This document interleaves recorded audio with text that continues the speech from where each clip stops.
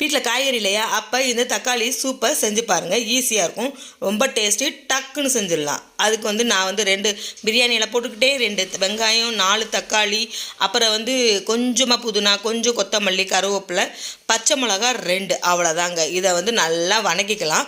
நல்லா வணக்கிக்கிட்டு நான் இதுக்கு ஒரு பேஸ்ட் மட்டும் தயார் பண்ணியிருக்கேன். அதுக்கு என்னன்னா சோம்பு தேங்காய் மட்டும் நான் அரைச்சி அதில் ஊட்டிக்கிறேன் தேவையான அளவு.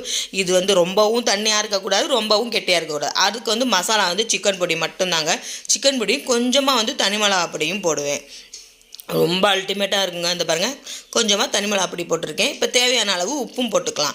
உப்பும் போட்டு நல்லா கலக்கி விட்டுட்டு ஒரு 7-8 விசில் பறக்க விட்டுருங்க. என்னடா 7-8 விசில், வெறும் தக்காளி தானே போட்டிருக்காங்க.